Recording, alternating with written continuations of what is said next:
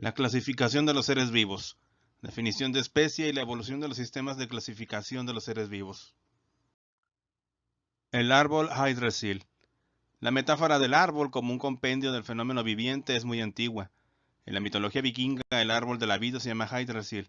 Sus tres raíces penetran las provincias del cosmos y sus raíces superiores alcanzan el cielo. A la sombra de Yggdrasil transcurren los asuntos de hombres y dioses, y su destrucción en la catástrofe de Ragnarok marcará el fin del universo. La iluminación de Buda ocurrió bajo la protección del árbol Bodhi, convertido durante ese acontecimiento en ombligo del cosmos. En medio del Edén bíblico se hallaba el árbol del bien y del mal.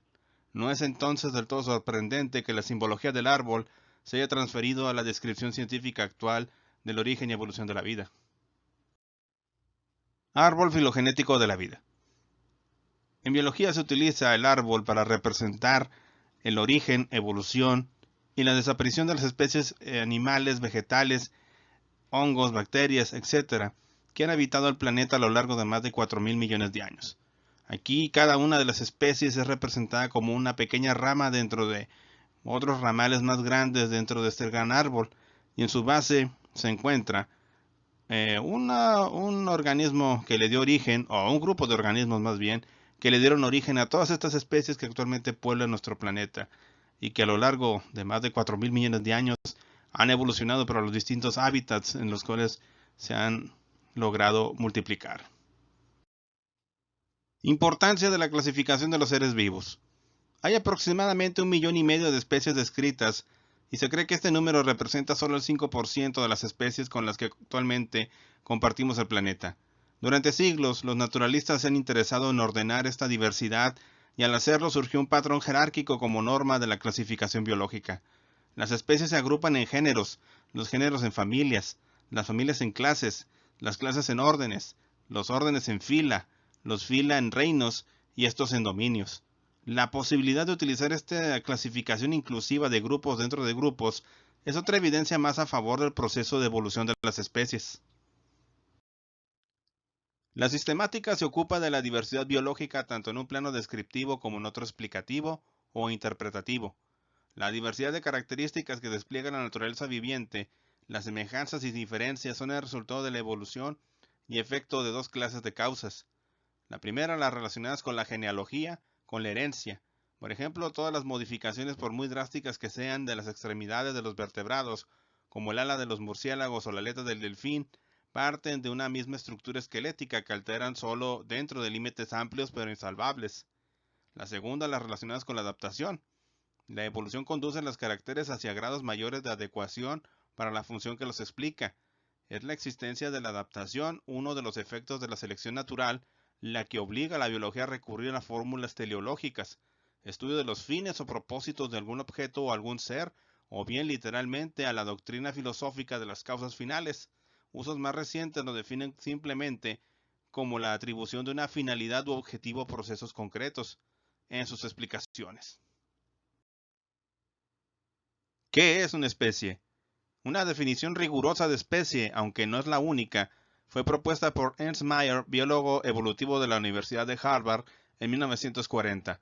Bajo el título de especie biológica, Mayr describió una especie como un grupo de poblaciones naturales cuyos individuos se cruzan entre sí de manera real o potencial, y que están reproductivamente aislados de otros grupos. El término especie tiene tres usos distintos. Hablamos de especie cuando nos referimos a la categoría o rango taxonómico de especie. También hablamos de especie cuando nos referimos a un taxón, es decir, a una clase lógica formada por individuos que agrupamos en virtud de ciertos atributos comunes que un taxónomo ha definido con anterioridad. Para el estudio de la clasificación de los organismos, surgió una ciencia llamada taxonomía, de la raíz griega taxis, que significa ordenación. La organización que establece la taxonomía tiene una estructura arbórea en la que las ramas a su vez se dividen en otras y estas a su vez en otras menores. A cada una de las ramas, ya sean grandes o pequeñas, desde su nacimiento hasta el final, incluyendo todas sus ramificaciones, se denomina taxón. La taxonomía tiene por objeto agrupar a los seres vivos que presentan semejanzas entre sí y que muestran diferencias con otros seres. Estas unidades se clasifican principalmente en 8 categorías jerárquicas, que son por orden decreciente de sus niveles. En el primer nivel tenemos la especie, seguida del género, superior tenemos a la familia, luego tenemos el orden, Lo siguiente sería la clase, después tenemos filodivisión, encima de ellos el reino y encima del reino el dominio. Y al final tenemos la vida o la biosfera, que es la capa donde se desarrollan los seres vivos en el planeta Tierra. Ubicación taxonómica del ser humano, Homo sapiens. Este modelo simplificado de clasificación taxonómica de los homínidos hasta el hombre actual, el Homo sapiens, nos indica este sistema de clasificación llamado binomial. Según algunos autores, el Homo erectus es la variante asiática del Homo ergaster. Igualmente, algunos autores opinan que el hombre de Neandertal es una especie, Homo neanderthalensis, derivada del Homo ergaster, y otros lo consideran una subespecie, Homo sapiens neanderthalensis, del Homo sapiens.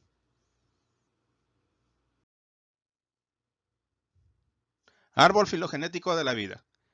Un árbol filogenético es un árbol que muestra las relaciones evolutivas entre varias especies u otras entidades que se cree que tienen una ascendencia común. Un árbol filogenético es una forma de cladograma, a diferencia de los árboles genealógicos en los que se utiliza información proporcionada por los familiares.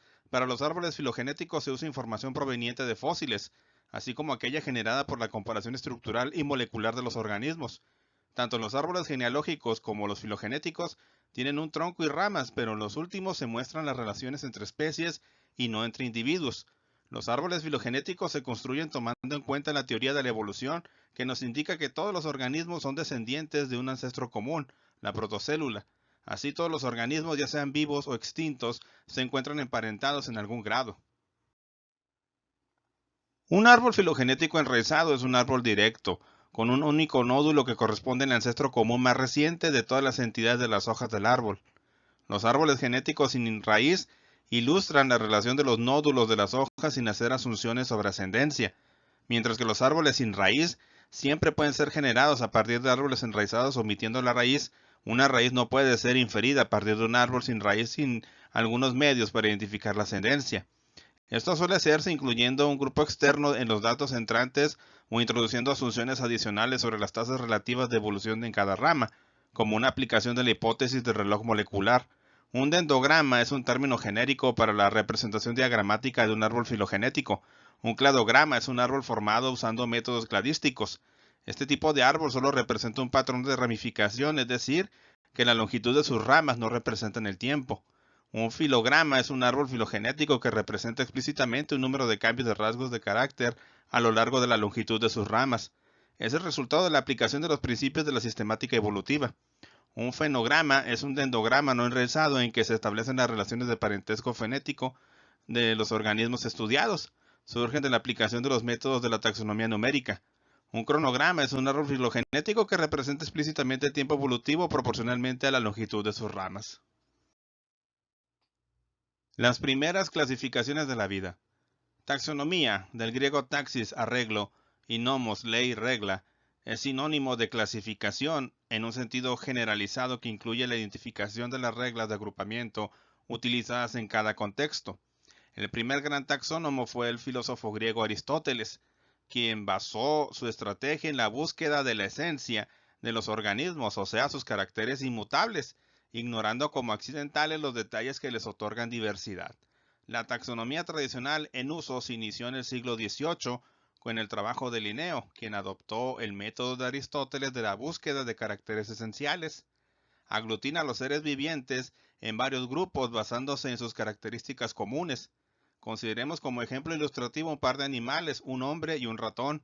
A primera vista dominan sus diferencias en cuanto a masa, existencia de una cola, modo de locomoción, etc.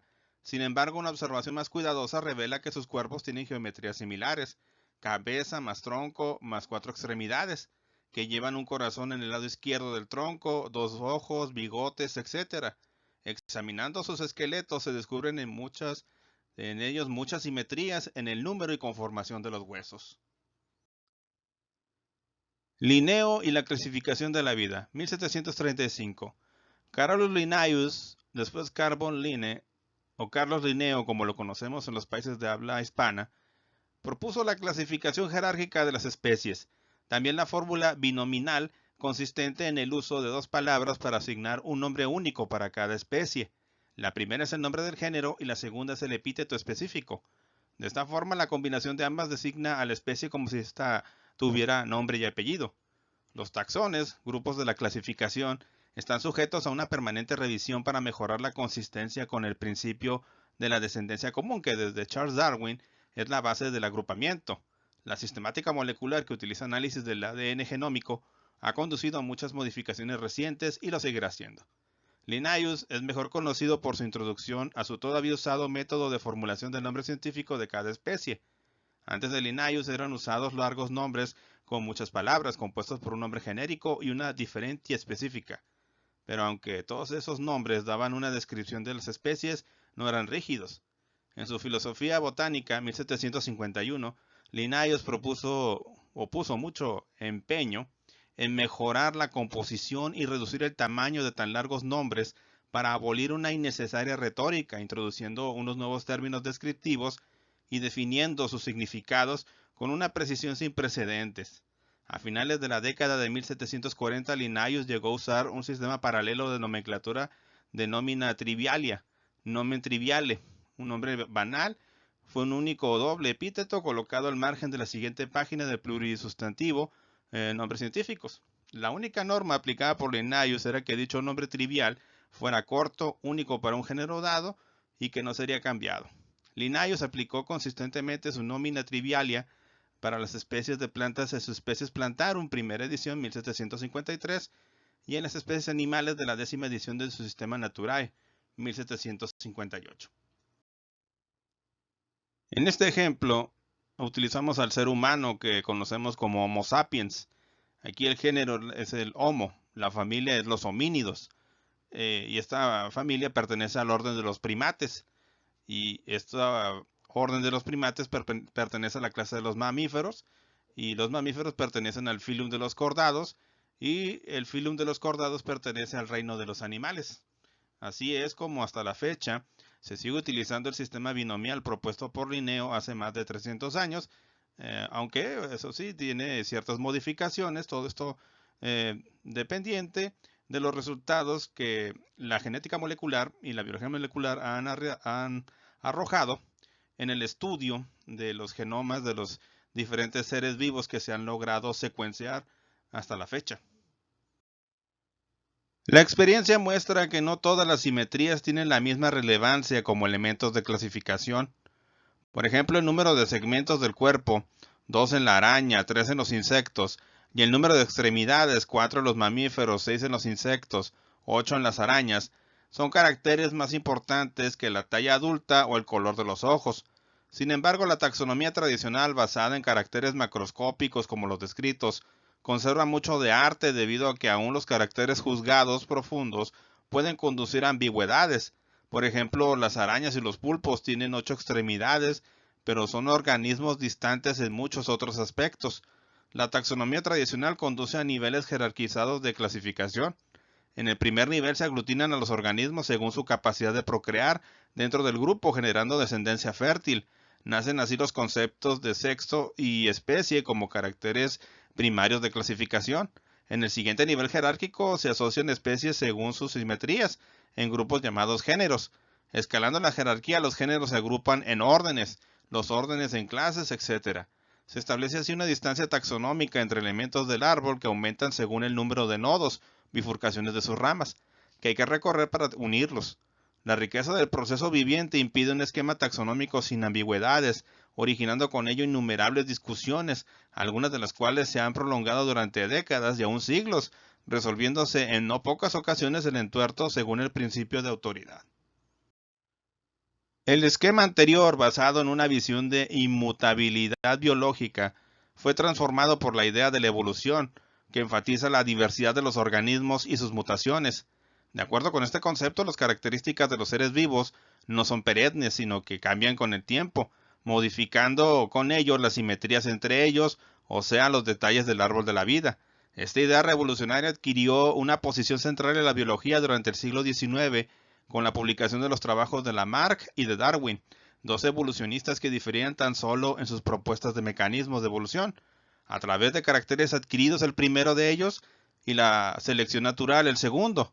La evolución le otorga un carácter histórico al árbol de la vida, permitiendo extraer de él una genealogía o sea, un ordenamiento en el tiempo de los ancestros de cada ser vivo en la actualidad. Esto se logra al convertir la escala de distancias basadas en simetrías en una escala de tiempos. Los ancestros de los seres vivos de la actualidad pueden localizarse en el árbol genealógico con información suplementaria que suministran los fósiles de antiguos organismos. Para obtener un árbol taxonómico completo, sería preciso incluir en él a todos los seres vivos contemporáneos. Esto es imposible de lograr y los árboles que se han elaborado hasta la fecha son parciales, pues se basan en muestreos. Los primeros estudios se restringieron a organismos macroscópicos e identificaron dos grandes reinos en la raíz del árbol resultante, animales y vegetales. Muestreos posteriores incluyeron seres microscópicos unicelulares y revelaron sectores más profundos de dicho árbol, que descansan sobre dos ramas primarias, la de los procariotas, seres unicelulares carentes de núcleo, y la de las eucariotas, seres unicelulares o pluricelulares, cuyas células poseen un núcleo. La idea del árbol en la biología viene de los escritos de Charles Darwin, que produjo después de su viaje en el Beagle. En uno de sus cuadernos escribió uno de estos primeros esbozos de un árbol en donde la raíz indicaba el origen común de todos los seres vivos y las ramas y las diferentes longitudes y sectores donde éstas crecían o se desaparecían, las especies que surgían y desaparecían con el tiempo. En este diagrama es el único que vemos que tiene el libro que escribió Darwin en 1859, El origen de las especies, donde se ilustra de una manera más gráfica y con más información las ideas que este naturalista inglés aportó para la clasificación y taxonomía. Taxonomía genética. A partir de los años 60 del siglo XX fue posible determinar la secuencia de aminoácidos en proteínas. Más adelante se logró lo mismo con la secuencia de nucleótidos de genes particulares y otros sectores del genoma. En 1995 se publicó la primera secuencia genética completa de un organismo autónomo. Estos adelantos permitieron construir árboles taxonómicos a partir de componentes moleculares de las células y compararlos con los obtenidos por métodos tradicionales. Para generar un árbol basado en secuencias genéticas o de aminoácidos, se define una distancia entre cada par de dichas secuencias y se le asocia una expresión gráfica al conjunto de distancias resultante. La primera distancia propuesta entre dos secuencias de nucleótidos o aminoácidos se basa en contar el número de sustituciones de símbolos que convierten a una de ellas en la otra. La receta es simple si ambas secuencias tienen la misma longitud, pero se complica si sus extensiones son distintas, al grado de que aún utilizando una computadora veloz para hacerlo, el proceso se torna impráctico por su duración cuando las secuencias rebasan algunos miles de componentes. Para el caso de cadenas genéticas muy largas y de tamaños variados, existe otro método de asignación de distancias basado en comparar las frecuencias con las que aparecen en cada una de ellas las diversas palabras genéticas, secuencias con un número dado de nucleótidos contiguos. La comparación de árboles moleculares con tradicionales no reveló discrepancias importantes, al menos mientras las ramas profundas del árbol no se vieran involucradas. En la década de 1960, sin embargo, árboles elaborados con secuencias de nucleótidos asociadas con ciertos componentes de los ribosomas resultaron con 3 ramas primarias en lugar de las 2 tradicionales, según la interpretación de Carl Woese, quien realizó los estudios originales. Esta discrepancia es fundamental, pues conduce a interpretaciones radicalmente distintas sobre el origen de la vida y de las especies. Según la versión tradicional, los procariotas son los seres unicelulares más antiguos y definen la raíz del árbol de la vida. Los eucariotas son más recientes y resultan de la simbiosis de procariotas especializados en diversas funciones, cuyos vestigios son reconocibles aún como organelos de dichas células. Las mitocondrias descendientes de un procariota especializado en el metabolismo de energía, los cloroplastos provenientes de otro orientados en la fotosíntesis, y el núcleo celular, reliquia de un organismo especializado en el procesamiento de ácidos nucleicos, ADN y ARN, esto según la teoría endosimbiótica de Lynn Margulis. La interpretación de las 3 ramas primarias en árboles construidos con secuencias genéticas vinculadas a ribosomas es muy distinta. Propone una raíz del árbol de la vida que no es un organismo celular específico, sino una sopa de organismos unicelulares suficientemente simples como para permitir un alto grado de intercambio genético entre ellos, no necesariamente ligado a la reproducción. Este intercambio horizontal, para diferenciarlo del vertical asociado con la reproducción, fue dominante en la sopa celular aludida, la cual torna imposible definir en ella tanto al sexo como a las especies. Eventualmente, algunos elementos de la sopa primordial se volvieron tan complejos que casi cualquier transferencia genética horizontal resultó imposible debido a los problemas generados con incompatibilidad bioquímica.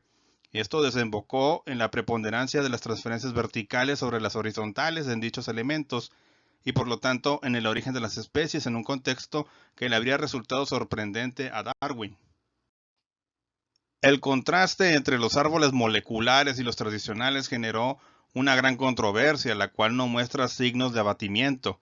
Los argumentos de los biólogos moleculares en desacuerdo con la interpretación de Wood se refieren a los detalles técnicos como la representatividad de un minúsculo sector del genoma, como el asociado con los ribosomas, y asuntos del género. Las objeciones de algunos biólogos tradicionales incluyen, sin embargo, cuestiones metodológicas fundamentales.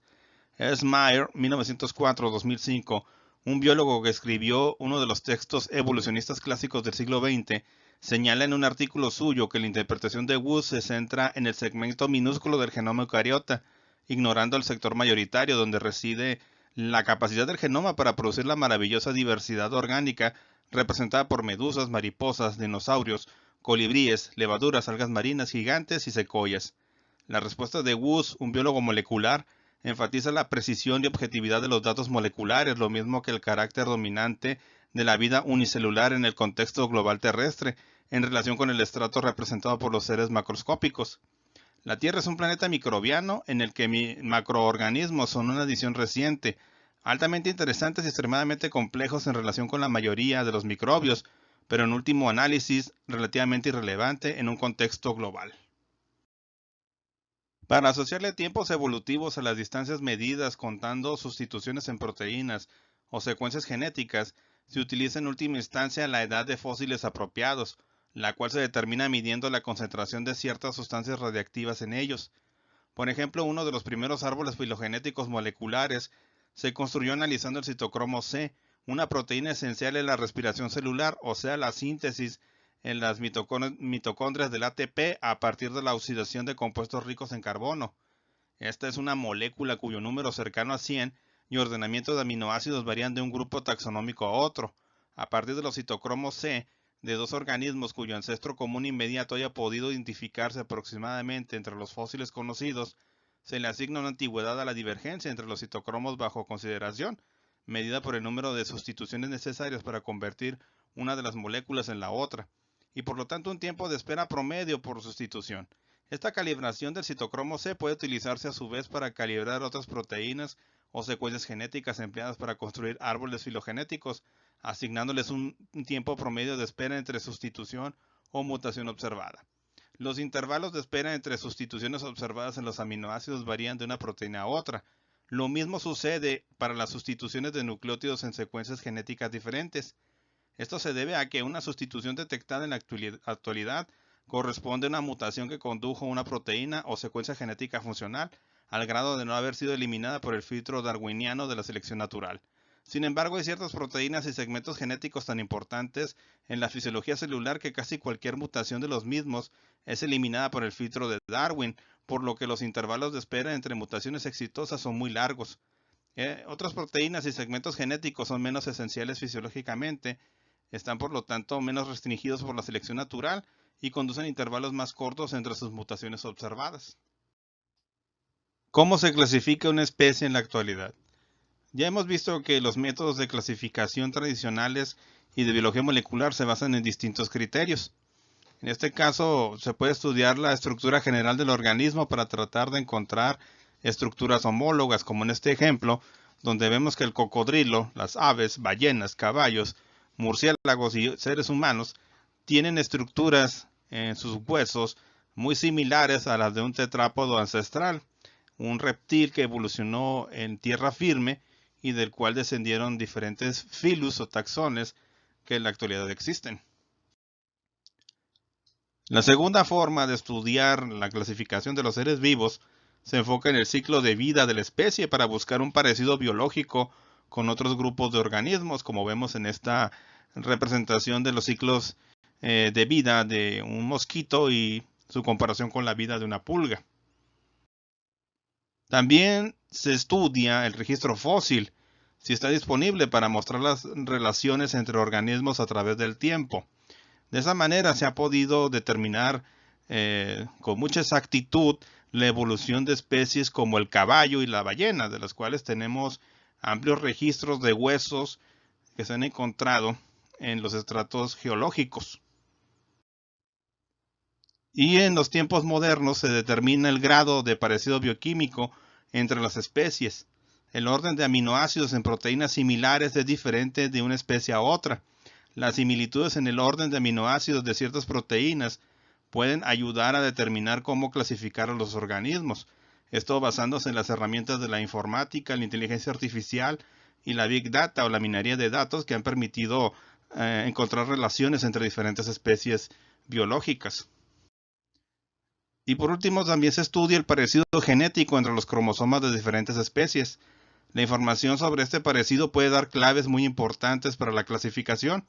Se pueden encontrar relaciones entre diferentes especies estudiando y comparando segmentos de ADN.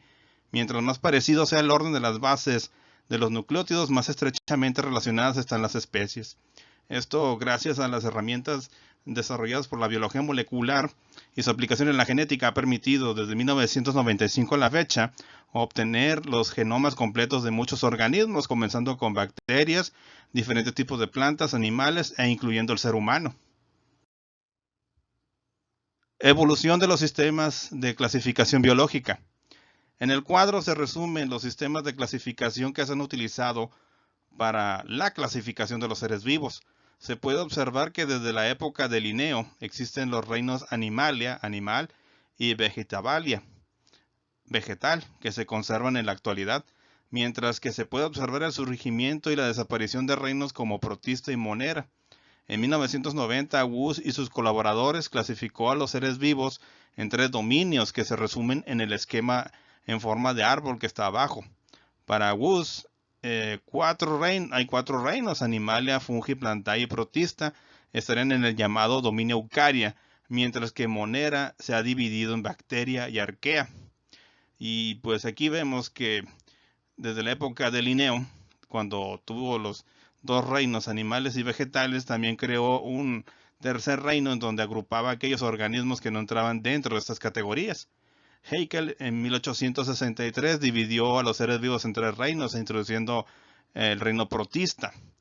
Chatton en 1937 propuso lo que se llamaron 2 imperios, procariota y eucariota, aquí basándose en las células de los seres vivos, si eran organismos con una célula que tenía núcleo o células sin núcleo.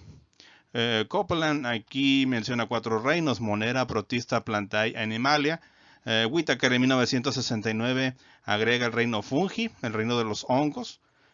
Woose, además de los 5 reinos anteriormente mencionados como Protista, Fungi, Plantae y Animalia, agrega Eubacteria y Arqueabacteria.